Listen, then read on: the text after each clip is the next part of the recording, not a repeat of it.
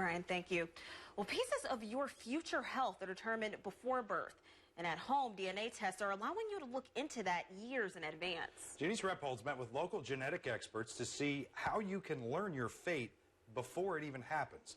And she joins us now with her special report, DNA testing, your health future. You can score these DNA tests for less than $200, and they're becoming one of the most popular holiday gifts. And it's not just your ancestry they can reveal. So I sent in my own DNA to 23andMe to see what these tests could tell me and what they couldn't. If you were at a higher risk for Alzheimer's disease, would you want to know? Or what if you carried a gene that didn't impact you but could disable your children? It's a big question people have to ask themselves before taking a genetic DNA health test. The biggest component that genetics has in your health is that you don't have any control over that. And those results are easier to get than ever before. Companies like 23andMe send a saliva collection tube in the mail. You spit in the container and send it back. It's that easy. However, the potentially life-changing results might not be. So I gave it a try and sent in my own DNA.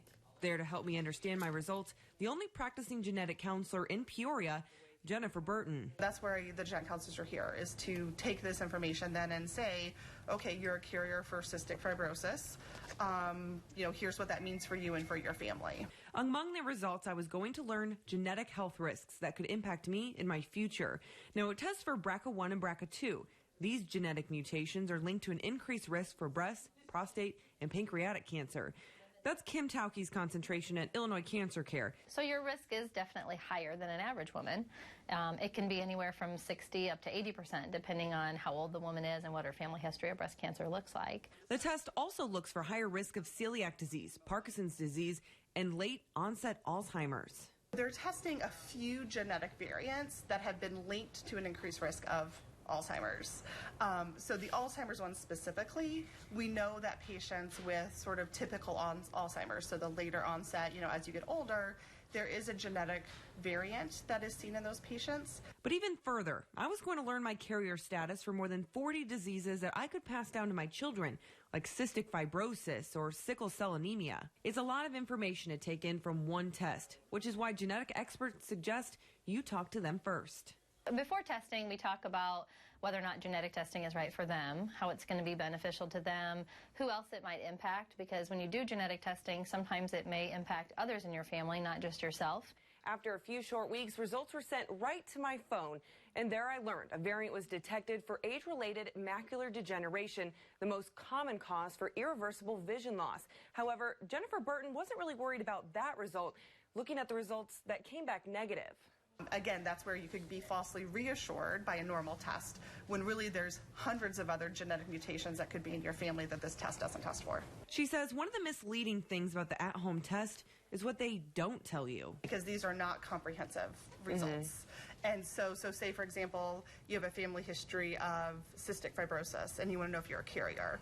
Yes, this test tests for that, but it doesn't test for every genetic mutation for cystic fibrosis. So what this means, 23andMe only tests for a few common mutations. Now, there's a disclaimer on the box and on the website, but experts worry that's not enough.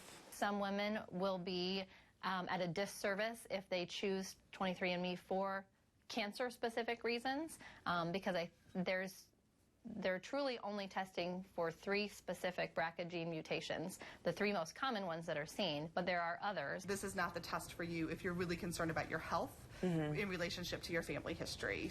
And it's opting for a panel test at her gynecologist's office over an in-home DNA test that potentially saved this woman's life. Initially, I wanted to do the testing because my mom was diagnosed when she was 32, which is long before they recommend your first mammogram.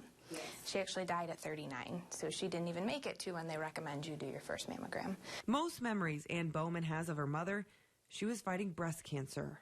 With her having been so sick for so long, and I saw how cancer can impact and kind of take over life, I wanted to avoid that at all costs if I could. She said she knew she wanted to do genetic testing at 19 years old and considered at-home testing.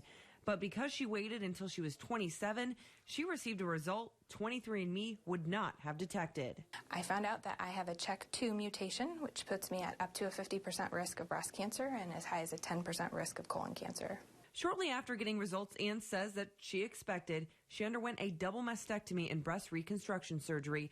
even though she hadn't been diagnosed with breast cancer. As much as you want to prepare for it and you think you're prepared for it, it's very, very shocking and earth-shattering.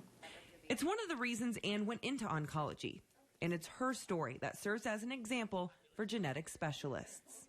So if you're doing this for fun, the ancestry, the traits, absolutely this is fun, But if there's something in your family, you need to talk to your doctor. Now, if you do have a family history of these diseases, genetic specialists recommend you do DNA testing through a doctor, and they say many insurance companies cover some of the cost.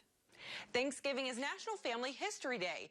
Burton says this is the perfect time for people to ask family members they might not see often what they know about family health history so that you can be ahead of your health. The best way to do that is to reach out to the oldest living person in your family. In the newsroom, I'm Jenise Rebholz.